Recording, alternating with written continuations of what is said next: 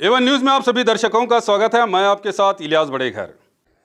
Mahi Mehndi designs for all types of functions, marriages, engagement, anniversary, birthday parties, school colleges functions, bridal, Arabic और all types of functions में खूबसूरत mehndi design के लिए with home service please contact Mahi Mehndi designer.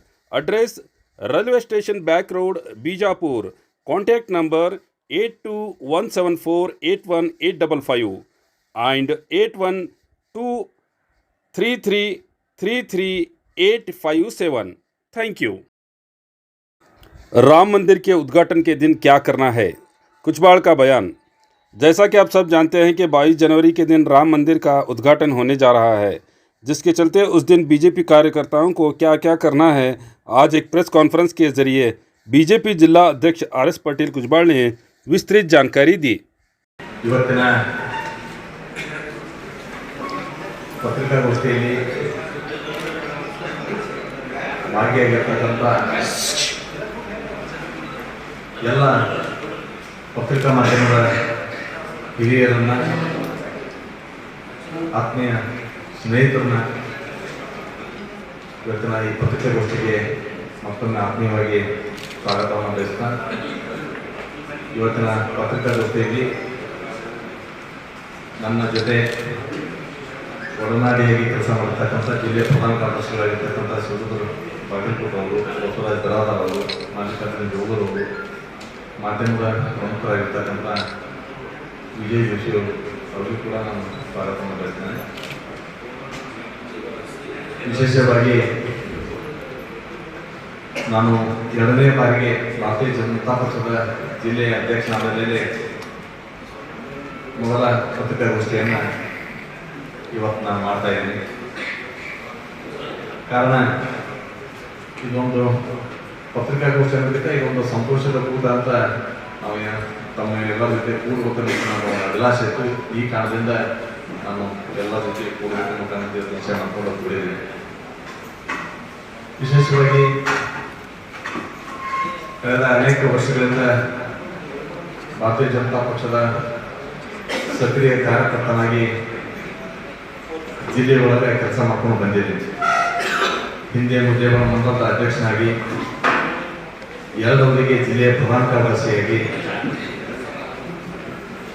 ಈ ಹಿಂದೆ ಜಿಲ್ಲೆಯ ಅಧ್ಯಕ್ಷನಾಗಿ ಕೆಲಸ ಮಾಡಿ ಇವತ್ತು ಮತ್ತೊಮ್ಮೆ ನಮ್ಮ ಪಕ್ಷದ ರಾಜ್ಯದ ಅಧ್ಯಕ್ಷ ಆಗಿರ್ತಕ್ಕಂಥ ಡಿ.ವೈ.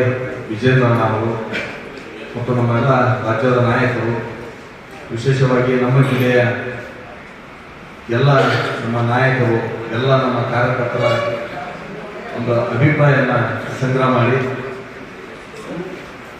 ಆ ಅಭಿಪ್ರಾಯದೊಂದಿಗೆ ಮತ್ತೊಮ್ಮೆ ಜಿಲ್ಲೆಯ ಭಾರತೀಯ ಜನತಾ ಪಕ್ಷದ ಅಧ್ಯಕ್ಷನಾಗಿ ಕೆಲಸ ನಿರ್ವಹಿಸಲು ಅವಕಾಶ ಮಾಡಿಕೊಟ್ಟಿದ್ದಕ್ಕಾಗಿ ನಮ್ಮ ರಾಜ್ಯದ ಅಧ್ಯಕ್ಷರು ಮತ್ತು ಹಿರಿಯರಿಗೂ, ನಮ್ಮ ಜಿಲ್ಲೆಯ ಎಲ್ಲ ನಾಯಕರು, ನಮ್ಮ ಕಾರ್ಯಕರ್ತರಿಗೆ ಹೃದಯಪೂರ್ವಕವಾಗಿರ್ತಕ್ಕಂಥ ಧನ್ಯವಾದಗಳನ್ನ, ಅವರಿಗೆ ಅಭಿನಂದನೆಗಳನ್ನ ಹೇಳಿಕೆ ಇಚ್ಛಿಸ್ತೇನೆ.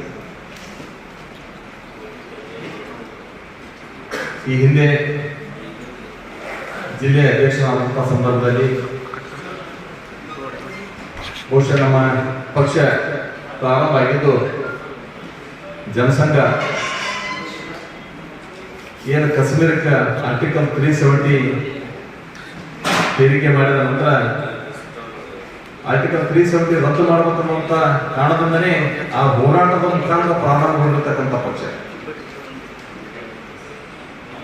ಆರ್ಟಿಕಲ್ 370 ರದ್ದಾದಂಥ ಸಂದರ್ಭದಲ್ಲಿ ನಾನು ಪಕ್ಷದ ಜಿಲ್ಲೆಯ ಅಧ್ಯಕ್ಷ.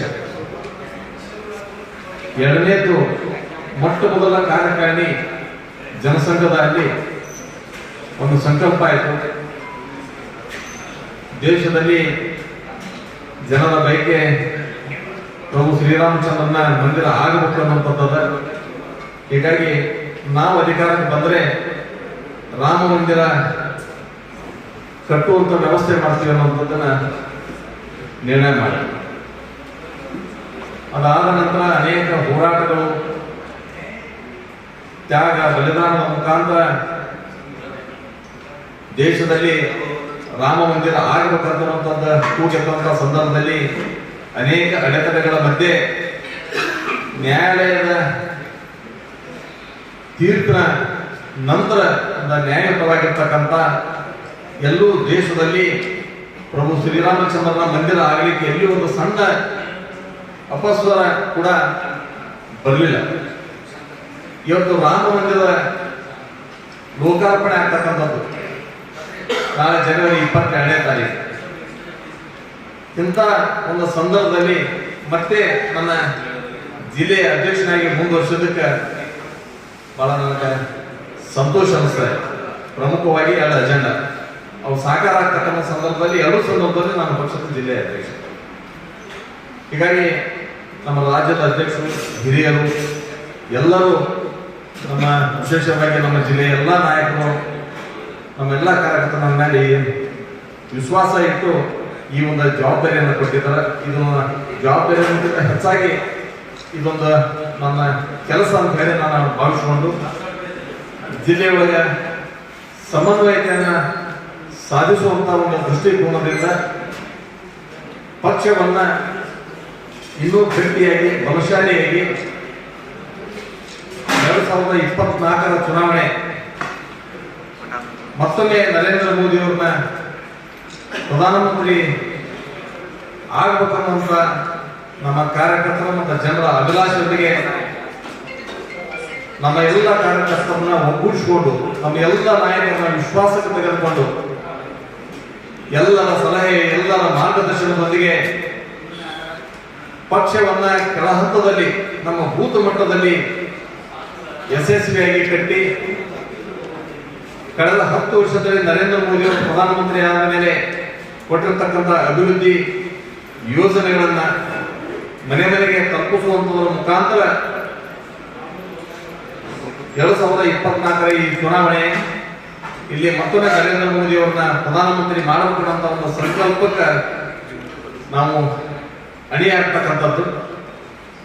ಜೊತೆಗೆ ಇವತ್ತು ವಿಶೇಷವಾಗಿ ರಾಮ ಮಂದಿರದ ಲೋಕಾರ್ಪಣೆ ಆಗ್ತಕ್ಕಂಥ ಸಂದರ್ಭದಲ್ಲಿ ಈಗಾಗಲೇ ನಮ್ಮ ಪ್ರಧಾನಮಂತ್ರಿಗಳು ಕೂಡ ಒಂದು ಕರೆಯನ್ನು ಕೊಟ್ಟಿದ್ದಾರೆ. ಇಡೀ ದೇಶದಲ್ಲಿ ಒಂದು ಹಬ್ಬದ ವಾತಾವರಣ. ರಾಮ ಮಂದಿರ ಲೋಕಾರ್ಪಣೆ ಆಗ್ತಕ್ಕಂಥದ್ದು ಪ್ರತಿ ಮನೆಗೆ, ಪ್ರತಿ ಗ್ರಾಮಕ್ಕೆ ಇದೊಂದು ಹಬ್ಬ. ಇಂಥ ಸಂದರ್ಭದಲ್ಲಿ ಸಂಕ್ರಮಣದಿಂದ 22ನೇ ತಾರೀಕಿನವರೆಗೆ ನಮ್ಮ ಊರೊಳಗಿರ್ತಕ್ಕಂಥ, ನಮ್ಮ ಓಣಿಯಲ್ಲಿರ್ತಕ್ಕಂಥ ಎಲ್ಲ ದೇವಸ್ಥಾನಗಳನ್ನ ಸ್ವಚ್ಛಗೊಳಿಸಿ ಈ ಒಂದು ಕೆಲಸದಲ್ಲಿ ನಮ್ಮೆಲ್ಲ ಕಾರ್ಯಕರ್ತರು ತೊಡಗಬೇಕು ಅನ್ನುವಂಥದ್ದನ್ನ ತಮ್ಮ ಮೂಲಕ ಕೂಡ ನಾನು ನಮ್ಮ ಕಾರ್ಯಕರ್ತರಿಗೆ ಹೇಳಿಕೊಳ್ತೇನೆ. ಜೊತೆಗೆ 22ನೇ ತಾರೀಕು ಲೋಕಾರ್ಪಣೆ ಆಗ್ತಕ್ಕಂಥ ಸಂದರ್ಭದಲ್ಲಿ ಪ್ರತಿಯೊಬ್ಬರು ತಮ್ಮ ಮನೆಯಲ್ಲಿ 5 ದೀಪಗಳನ್ನು ಹಚ್ಚೋದ್ರ ಮುಖಾಂತರ, ಜ್ಯೋತಿಯನ್ನು ಬೆಳೆಸೋದ್ರ ಮುಖಾಂತರ ಇಡೀ ದೇಶದ ಒಂದು ಈ ರಾಮ ಮಂದಿರದ ಏನು ಆದರ್ಶ ಪುರುಷ ಶ್ರೀರಾಮಚಂದ್ರ, ಏನ್ ಮಹಾತ್ಮ ಗಾಂಧಿ ಒಂದೇನು ಕಲ್ಪನೆ ಇತ್ತು ರಾಮರಾಜ್ಯ ಆಗಬೇಕನ್ನುವಂಥದ್ದನ್ನ ಇವತ್ತು ನರೇಂದ್ರ ಮೋದಿ ಅವರ ಒಂದು ಸಂಕಲ್ಪ ಸರ್ವೇ ಜನ ಸುಖಿನೋ ಭವಂತು ಅಂತ ಹೇಳ್ತೀವಿ. ಸರ್ವಸ್ಪರ್ಶಿ, ಸರ್ವವ್ಯಾಪಿಯಾಗಿ ಎಲ್ಲ ಸಮುದಾಯ, ಎಲ್ಲ ಸಮಾಜವನ್ನು ಒಳಗೊಂಡು ಜೊತೆಗೆ ಕರೆದುಕೊಂಡು ದೇಶವನ್ನ ಅಭಿವೃದ್ಧಿ ಪಥದತ್ತ ಒಯ್ದು इडीं जगत्तिनल्लि भारतದ ಕೀರ್ತಿಯನ್ನ. तो और खबरों के लिए देखते रहिए A1 news channel, the face of trust.